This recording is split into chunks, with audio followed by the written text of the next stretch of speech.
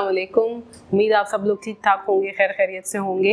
आज का जो मेरा टॉपिक है वो मैंने सोचा इसलिए सोचा उसको एक्सप्लेन करने के बारे में, क्योंकि वो बहुत नॉर्मल सा, बहुत फ्रीक्वेंटली, मतलब ज़्यादातर जो सवाल मरीज़ हमारे से करते हैं वो है, और जो ज़्यादातर हमारे सोसाइटी में या हमारे माशरे में लोगों का इशू भी है, और वो उसको समझते नहीं हैं। और फिर मतलब उसमें उनको लोग डिफरेंट किस्म की बातें कर देते हैं कि डॉक्टर के पास जाओगे तो वो और भी दांत ख़राब कर देगा। तो वो सब बातें जब वो हमसे आके पूछते हैं कि मुझे तो किसी ने ऐसा कहा था और फलां बंदे ने मुझे ये कहा है, फलां ने ये कहा, तो मैंने कहा कि मैं थोड़ा सा एक्सप्लेन कर दूँ इस चीज़ को कि ऐसा कुछ भी नहीं है और वजूहात क्या हैं।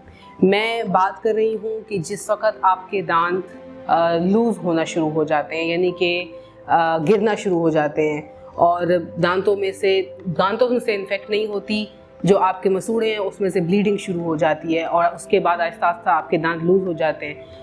वो क्यों होते हैं कि सबसे पहले जब हम लोग खाना खाते हैं, किसी वक्त भी हम खाना खाते हैं, तो हमारे खाना खाने के फ़ौरन बाद एक बायोफिल्म हमारे दांतों पर बनना शुरू हो जाती है। तो उस बायोफिल्म को हम कहते हैं प्लैक। इस पिक्चर में आपको नज़र आ जाएगी। ये बायोफिल्म जो है ये हमारे दांतों में जमा हो जाती है, और अगर हम इसकी सफाई ना करें तो ये आहिस्ता आहिस्ता बैक्टीरिया की वजह से और हमारी ओरल कैविटी के माहौल की वजह से एक सख्त मटेरियल में चेंज हो जाती है। और उस सख्त मतलब वो पत्थर की तरह का मटेरियल होता है, यहाँ पे आपको नज़र आ जाएगा, इसमें चेंज हो जाती है। और जब ये इसमें चेंज हो जाती है तो इसकी फिर हम सफाई आम ब्रश से नहीं कर सकते। जिस वक्त तक प्लैक आपके मुंह में बना हुआ है, खाने के फ़ौरन बाद जो प्लैक बनता है उसकी सफाई आप ब्रश से कर सकते हैं। अगर आपने 24 घंटे से लेकर 48 घंटे के बीच में अपने दांतों की सफाई नहीं की, तो यही प्लैक जो है, यही बायोफिल्म जो है, ये कैलकुलस डिपॉजिट, यानी कि यही जो पत्थर की तरह के वाइट और येलोश डिपॉजिट होते हैं, इनकी शक्ल इख्तियार कर लेता है। और फिर ये जो डिपॉजिट्स हैं ये आप अपने ब्रश से नहीं निकाल सकते। ये हमारे मुंह में जमा होते रहते हैं और कुछ इस किस्म की शक्ल इख्तियार कर लेते हैं। अब होता यूं है कि दांत इसकी वजह से कैसे लूज हो जाते हैं, वो इस तरह से होते हैं कि इस बायोफिल्म या इस कैलकुलस डिपॉजिट्स के अंदर होता है बैक्टीरिया, और बैक्टीरिया हमारे मुंह के अंदर वैसे भी बहुत ज़्यादा होता है। तो वो बैक्टीरिया जो है वो हमारे दांतों की जड़ों को कवर कर लेता है। जड़ों के इर्द गिर्द वो बैक्टीरिया जमा होना शुरू हो जाता है।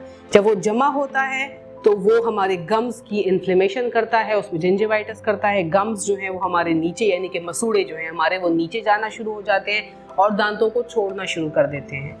जब वो दांतों को छोड़ना शुरू कर देते हैं तो आपके दांत हिलना शुरू कर देते हैं, लूज हो जाते हैं और गिरने लग जाते हैं। और एक स्टेज, मतलब अगर मुसलसल आप कुछ साल तक इसी सिचुएशन में रहें और अपने दांतों की सफाई ना करवाएं, तो एक टाइम ऐसा आता है कि आपके दांत खुद ब खुद गिरना शुरू हो जाते हैं। और ये हमारा एक्सपीरियंस है, हम कितने पेशेंट्स को ऐसे देख चुके हैं। और इसी तरीके की मिसकॉन्सेप्शन वाली बातें वो करते हैं कि हमें कहा गया था कि डॉक्टर के पास जाओगे, सफाई कराओगे तो आपके दांत गिर जाएंगे, लूज हो जाएंगे।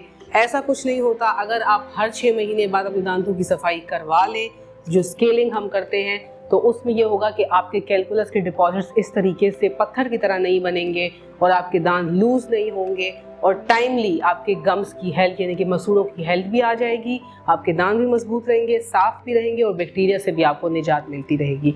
तो ये कॉन्सेप्ट जो है, ये मुझे उम्मीद करती हूँ कि आप लोगों को थोड़ा सा क्लियर हो गया होगा कि ये हमारे मसूड़े जो हैं ये कैसे इन कैलकुलस डिपॉजिट्स से कमज़ोर हो जाते हैं और कैसे हमारे दांत गिरना शुरू हो जाते हैं। दुआ में याद रखिएगा। बहुत बहुत शुक्रिया।